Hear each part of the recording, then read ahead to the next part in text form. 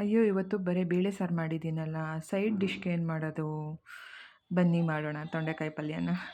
Hi ನಿಮ್ಮೆಲ್ರಿಗೂ ಬಾಂಧಸ್ ಕಿಚನ್‌ಗೆ ಸ್ವಾಗತ. ಈಸಿಯಾಗಿ ಸೈಡ್ ಡಿಶ್‌ಗೆ, ರಸಮ್‌ಗೆ, ಬೇಳೆ ಸಾರಿಗೆ, ತರಕಾರಿ ಸಾಂಬಾರ್ಗೆ ನಾವು ಈ ಥರ ಸೈಡ್ ಡಿಶ್ ಯೂಸ್ ಮಾಡ್ಬೋದು. ನೋಡಿ, ಇದು ತೊಂಡೆಕಾಯಿ ಪಲ್ಯ ತುಂಬ ಈಸಿಯಾಗಿರುತ್ತೆ. ಈ ಥರ ಚಿಕ್ಕ ಚಿಕ್ಕದಾಗಿ ಸ್ಲೈಸ್ ಮಾಡಿ ಇಟ್ಕೋಬೇಕು. ನೋಡಿ, ಇದು ಟೊಮೊಟೊ 1 ತೊಗೊಂಡಿದ್ದೀನಿ, 2 ಈರುಳ್ಳಿ ಈ ಥರ ಚಿಕ್ಕ ಚಿಕ್ಕದಾಗಿ ಕಟ್ ಮಾಡಿ ಇಟ್ಕೋಬೇಕು. ತುಂಬ ಈಸಿಯಾಗಿರುತ್ತೆ. ನೀವು ಒಮ್ಮೆ ಟ್ರೈ ಮಾಡಿ ಮನೇಲಿ, ಮತ್ತೆ ಮಾಡ್ತಾನೆ ಇರ್ತೀರ ಈ ರೆಸಿಪಿನ. ನೀವು ಒಂದು ಸತಿ ಟ್ರೈ ಮಾಡಿ. ಈಸಿಯಾಗಿ ತೊಂಡೆಕಾಯಿ ಯಾರ್ಯಾರು ತಿನ್ನಲ್ಲ ಈ ಥರ ಮಾಡ್ಕೊತೀನಿ. ನಿಮಗೂ ಕೂಡ ಈ ರೆಸಿಪಿ ಇಷ್ಟ ಆಗುತ್ತೆ. ಪ್ಲೀಸ್ ಇಷ್ಟ ಆದರೆ ಲೈಕ್ ಮಾಡಿ, ಶೇರ್ ಮಾಡಿ, ಸಬ್ಸ್ಕ್ರೈಬ್ ಮಾಡಿ. ಇವಾಗಲೇ ಹೇಳ್ತಾ ಇದ್ದೀನಿ, ಬನ್ನಿ ಮಾಡ್ಕೊಳ್ಳೋಣ.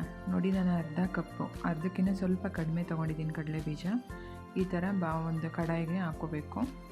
ಇದನ್ನು ಲೈಟಾಗಿ ಫ್ರೈ ಮಾಡ್ಕೋಬೇಕು. ಲೋ ಫ್ಲೇಮಲ್ಲೇ ಮಾಡ್ಕೋಬೇಕು ಈ ಥರ. ಇದಕ್ಕೆ ನಾನು ಕರಿಬೇವು ಆ್ಯಡ್ ಮಾಡ್ತಾಯಿದ್ದೀನಿ. ಕರಿಬೇವು ಮಾಡಿ ಸ್ವಲ್ಪ ಅದೇ ಥರ ಲೈಟಾಗಿ ಫ್ರೈ ಮಾಡಬೇಕು. ಲೋ ಫ್ಲೇಮಲ್ಲೇ ಮಾಡ್ಕೋಬೇಕು. ಕರಿಬೇವು, ಒಂದು ಸ್ವಲ್ಪ ಒಣಮೆಣಸಿನ್ಕಾಯಿ ಹಾಕಿದ್ದೀನಿ. ಇದು ಅಷ್ಟೇ. ಸ್ವಲ್ಪ ಫ್ರೈ ಮಾಡಿದಾದಮೇಲೆ ಆಫ್ ಮಾಡಿ ಅದೇ ಕಡಾಯಿಗೆ ನಾನು ಒಂದೆರಡು ಸ್ಪೂನ್ ಎಣ್ಣೆ ಹಾಕ್ಕೊಂಡಿದ್ದೀನಿ. ಸಾಸಿವೆ ಹಾಕಿದ್ದೀನಿ. ಸ್ವಲ್ಪ ಕಡಲೆಬೇಳೆ ಹಾಕ್ಕೊತಾ ಇದ್ದೀನಿ. ಕಡಲೆಬೇಳೆ ಲೈಟಾಗಿ ಫ್ರೈ ಆಗ್ತಿರೋವಾಗ ನಾವು ಇವಾಗ ಈರುಳ್ಳಿನ ಆ್ಯಡ್ ಮಾಡ್ಕೊಳ್ಳೋಣ. ಈರುಳ್ಳಿ ಹಾಕ್ಕೊತಾ ಇದ್ದೀವಿ. ಈರುಳ್ಳಿಲೂ ಅಷ್ಟೇ ಸ್ವಲ್ಪ ಎಣ್ಣೆಲಿ ಫ್ರೈ ಆದಮೇಲೆ ನಾವು ಟೊಮೊಟೊ ಹಾಕ್ಕೊಳ್ಳೋಣ. ಮೊದಲು ಇದು ಈರುಳ್ಳಿ ಕರಿಬೇವು ಹಾಕ್ಕೋಬೇಕು. ನೋಡಿ, ಈ ಥರ ಎಣ್ಣೆಲಿ ಫ್ರೈ ಮಾಡಬೇಕು. ಸಾಕು. ಇವಾಗ ನಾವು ಟೊಮೊಟೊ ಹಾಕ್ಕೊಳ್ಳೋಣ. ಟೊಮೊಟೊನೂ ಅಷ್ಟೇ ಎಣ್ಣೆಲ್ಲೇ ಅದೇ ಲೈಟಾಗಿ ಹಂಗೆ ಫ್ರೈ ಮಾಡಬೇಕು. ಲೋ ಫ್ಲೇಮಲ್ಲೇ ಮಾಡಬೇಕಿದು.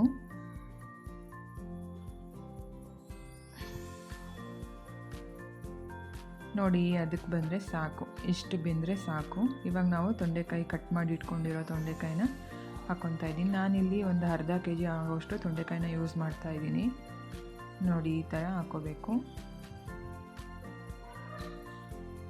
ಇದೆಲ್ಲ ಚೆನ್ನಾಗಿ ಈರುಳ್ಳಿ ಮತ್ತು ಟೊಮೊಟೊ ಎಲ್ಲ ಚೆನ್ನಾಗಿ ಮಿಕ್ಸ್ ಮಾಡ್ಕೋಬೇಕು. ತೊಂಡೆಕಾಯಿನೂ ಚೆನ್ನಾಗಿ ಮಿಕ್ಸ್ ಮಾಡ್ಕೋಬೇಕು. ನೋಡಿ, ನಾನು ಇವಾಗ ಕಡಲೆ ಬೀಜ, ಅದು ಒಣಮೆಣ್ಸಿನ್ಕಾಯಿ, ಸ್ವಲ್ಪ ಬೆಳ್ಳುಳ್ಳಿ, ಹುಣಸೆಹಣ್ಣು ಹಾಕಿ ಅದನ್ನು ಪೌಡರ್ ಮಾಡಿ ಇಟ್ಕೊತೀನಿ. ಇವಾಗ ಉಪ್ಪು ಹಾಕ್ಕೊಳ್ಳೋಣ. ಉಪ್ಪು ಹಾಕ್ಕೊಂಡು ಸ್ವಲ್ಪ ಒಂದು 5 ಮಿನಿಟ್ಸ್ ಬೇಯಕ್ಕೆ ಬಿಡಬೇಕು ಇದೇ ರೀತಿ. ನೆಕ್ಸ್ಟ್ ಸ್ವಲ್ಪ ಬೆಂದಾದಮೇಲೆ ನೋಡಿ, ಈ ಥರ ನಾನು 1 ಟೀ ಸ್ಪೂನು ಸಾಂಬಾರು ಪುಡಿ ಹಾಕ್ತಾಯಿದ್ದೀನಿ. ಬೇಕಾದರೆ ನೀವು ಚಿಲ್ಲಿ ಪೌಡರ್ ಮಾತ್ರ ಹಾಕ್ಕೋಬೋದು.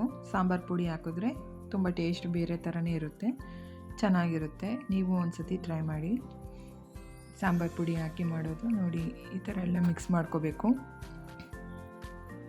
ಚೆನ್ನಾಗಿ ಈ ಥರ ಎಲ್ಲ ಮಿಕ್ಸ್ ಮಾಡ್ಕೋಬೇಕು. ತೊಂಡೆಕಾಯಿಗೆಲ್ಲ ಹಿಡಿಬೇಕದು ಮಸಾಲ. ಈ ಥರ ಎಲ್ಲ ಮಿಕ್ಸ್ ಮಾಡ್ಕೊಂಡು ಒಂದು 15 ಮಿನಿಟ್ಸ್ ಲೋ ಫ್ಲೇಮಲ್ಲೇ ನಾವು 15 ನಿಮಿಷ ಬೇಯಿಸ್ಕೋಬೇಕು. ಅದನ್ನು ಲೋ ಫ್ಲೇಮಲ್ಲೇ ಇರಬೇಕು. ನೀವು ಕುಕ್ಕರ್ಗೆ ಹಾಕಿ ಒಂದು ವಿಷಲ್ ಕೂಡ ಬರ್ಸ್ಕೋಬೋದು, ಚೆನ್ನಾಗಿರುತ್ತೆ. ಬಟ್ ಇದು ಡೈರೆಕ್ಟಾಗಿ ಮಾಡೋದನ್ನು ಒಂದು 15 ನಿಮಿಷ ಲೋ ಫ್ಲೇಮಲ್ಲೇ ನಾವು ಲಿಡ್ನ ಕ್ಲೋಸ್ ಮಾಡಿ ಬೇಯಿಸ್ಕೋಬೇಕಾಗುತ್ತೆ, ಚೆನ್ನಾಗಿರುತ್ತೆ ಆವಾಗ. ನೋಡಿ, ಈ ಥರ ಎಲ್ಲ ಮಿಕ್ಸ್ ಮಾಡ್ಕೋಬೇಕು. ಮಿಕ್ಸ್ ಮಾಡ್ಕೊಂಡು ನೋಡಿ, ಈ ಥರ ಲಿಡ್ನ ಕ್ಲೋಸ್ ಮಾಡಿ ಒಂದು 15 ಮಿನಿಟ್ಸ್, ಒಂದು 15 ನಿಮಿಷ ಈ ಥರ ಲೋ ಫ್ಲೇಮಲ್ಲೇ ಬೇಯಿಸ್ಕೋಬೇಕು.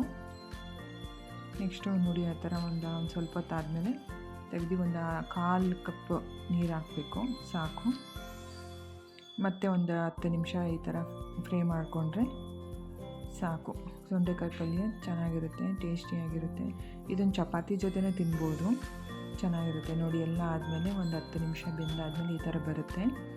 ಇವಾಗ ನಾವು ಪೌಡರ್ ಮಾಡಿ ಇಟ್ಕೊಂಡಿರೋ ಅದು ಕಡಲೆ ಬೀಜ ಮತ್ತು ಒಣಮೆಣ್ಸಿನ್ಕಾಯಿ, ಬೆಳ್ಳುಳ್ಳಿ, ಹುಣಸೆಹಣ್ಣು ಅದೆಲ್ಲ ಹಾಕಿ ಪೌಡರ್ ಮಾಡಿರ್ತೀವಲ್ಲ, ಇದನ್ನು ಇವಾಗ ಆ್ಯಡ್ ಮಾಡಿ ಈ ಥರ ಮಿಕ್ಸ್ ಮಾಡಬೇಕು. ಈ ಥರ ಮಿಕ್ಸ್ ಮಾಡ್ಕೊಳ್ಳಿ. ತುಂಬ ಟೇಸ್ಟಿಯಾಗಿರುತ್ತೆ. ನೀವು ಟ್ರೈ ಮಾಡಿದರೆ ಕಮೆಂಟ್ ಮಾಡಿ ಚೆನ್ನಾಗಿದೆ ಅಂತ. Thank you.